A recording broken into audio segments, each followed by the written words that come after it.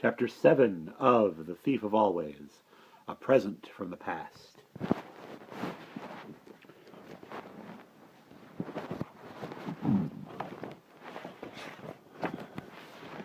There was a Thanksgiving feast awaiting them when they got back into the house. You look as though you look as though you've been in the wars, Mrs. Griffin remarked when she set eyes on Harvey. Has Wendell been up to his tricks? Harvey admitted that he'd fallen for all of them, but there was one that impressed him in particular. What was that? Said Wendell with a smug grin. The falling ladder? That was a clever little touch, wasn't it? No, not the ladder, said Harvey. What then? The thing in the sky? Oh, that. What was it, a kite? That wasn't my doing, Wendell replied. What was it then? I don't know, Wendell said, his smile disappearing. Better not to ask, eh? But I want to know, Harvey insisted, turning to Mrs. Griffin. It had wings. I think it flew off the roof. Then it was a bat, Mrs. Griffin said. No, it was 100 times bigger than a bat. He spread his arms. Great dark wings. Mrs. Griffin frowned as Harvey spoke. You imagined it, she said. I did not, Harvey protested.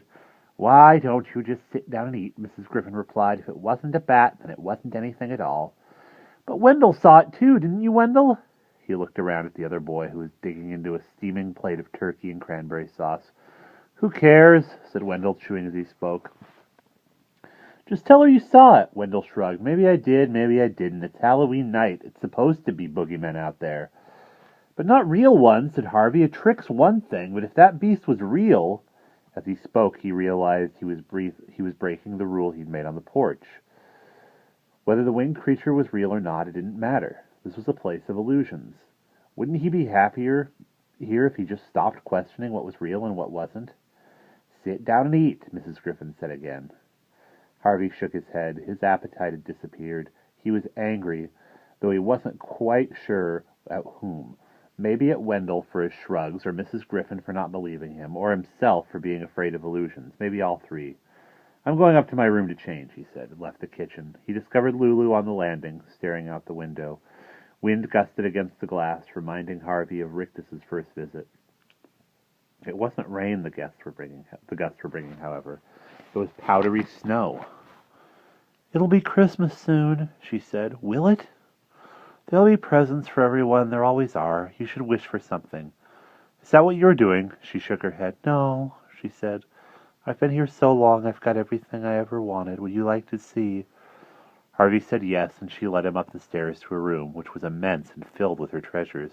She obviously had a passion for boxes, tiny jeweled boxes, large carved boxes, a box for her collection of glass balls, a box that played tinkling music, a box into which 100 smaller boxes fitted. She also had several families of dolls who sat in blank-faced rows around the walls. But more impressive by far was the house from which the dolls had been exiled. It stood in the middle of the floor, 5 feet high from step to chimney, every detail of brick, slate, and still perfect. This is where I keep my friends, said Lulu, and opened the front door. 2 bright green lizards came out to greet her, scurrying up her arms onto her shoulders.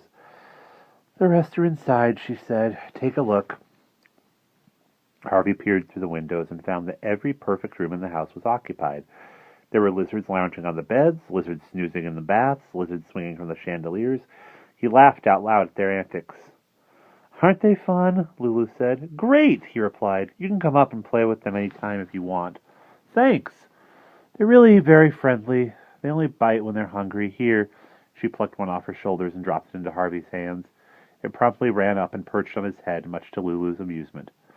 They enjoyed the company of both lizards and each other for quite a while, until Harvey caught a glimpse of his reflection in one of the windows and remembered what a sight he was. I'd better go and wash, he told Lulu. I'll see you later. She smiled at him. I like you, Harvey Swick, she said. Her honesty made him honest. I like you too, he told her, then his expression darkening. I wouldn't want anything to happen to you. She looked puzzled. I saw you at the lake, he said. Did you? She replied. I don't remember. Well, anyway, it's deep. You should be careful. You could slip and fall in. I'll be careful, she said as he opened the door. Oh, and Harvey? Yes? Don't forget to wish for something. What shall I ask for? He wondered as he washed the dirt off his face. Something impossible, maybe? to see how much magic the house possessed, a white tiger perhaps, a full-size zeppelin, a ticket to the moon?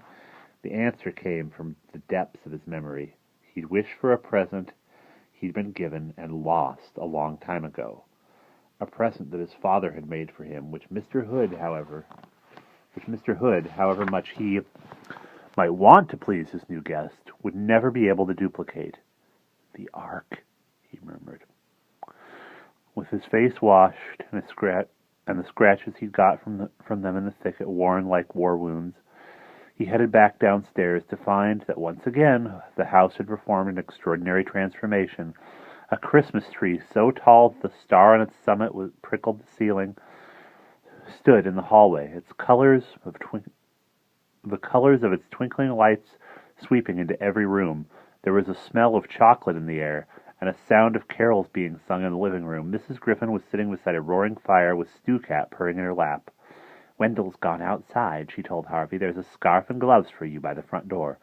Harvey went out onto the porch. The wind was icy, but it was already clearing the snow clouds, leaving the stars to shine down on a perfect white carpet. Not quite perfect. A trail of tracks led from the house to the spot where Wendell was building a snowman. "Coming out?" he hollered to Harvey. His voice was clear as the bells that were ringing through the crisp air. Harvey shook his head. He was so tired, even the snow looked comfortable. "Maybe tomorrow," he said. "It'll be back tomorrow, won't it?" "Of course!" Wendell yelled. "And the night after! And the night after!" Harvey went back inside to look at the Christmas tree. Its branches were hung with strings of popcorn and cranberries, with colored lights and baubles, and soldiers in gleaming silver uniforms. "There's something under there for you," Mrs. Griffin said, standing in the living room door. "I hope it's what you want, sweet." Harvey knelt down and pulled a parcel with his name on it out from under the tree. His pulse quickened before he even opened it, because he knew from its shape and from the way it rattled that his wish had been answered. He pulled the string, remembering as he did so how much littler his hands had been the first time he'd held this gift. The paper tore and fell away, and there, shiny and new, was a painted wooden ark. It was a perfect copy of the one his father had made. The same yellow hull, the same orange prow, the same wheelhouse with holes in its red roof for the giraffes to put their heads through, the same lead animals, all in pairs, snug in the hold or peering through the portholes, 2 dogs, 2 elephants, 2 camels, 2 doves, all these and a dozen more, and finally, the same little Noah with his square white beard and his fat wife complete with apron.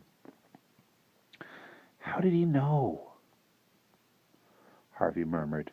He hadn't intended the question to be heard, much less answered, but Mrs. Griffin said, "Mr. Hood knows every dream in your head." "But this is perfect," Harvey said in amazement. "Look, my dad ran out of blue paint when he was finishing the elephants, so one of them has blue eyes and the other one has green eyes. It's the same.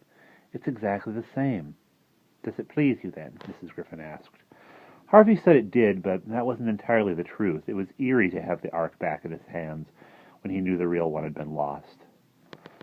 And no time had been turned on its heels. He was a little kid again.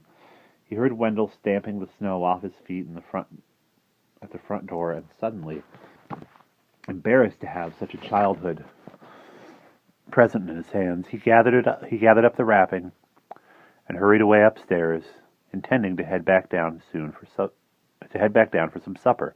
But his bed looked too welcoming to be refused, and his stomach quite full enough for one night. So instead, he closed the curtains on the gusty night and laid his head down on his pillow. The Christmas bells were still ringing in some distant steeple, and their repetition lulled him into sleep. He dreamed that he was standing on the steps of the house, looking through the open door into its warm heart. Then the wind caught hold of him, turning him from the threshold and carrying him away into a dreamless sleep. And that is the end of Chapter 7.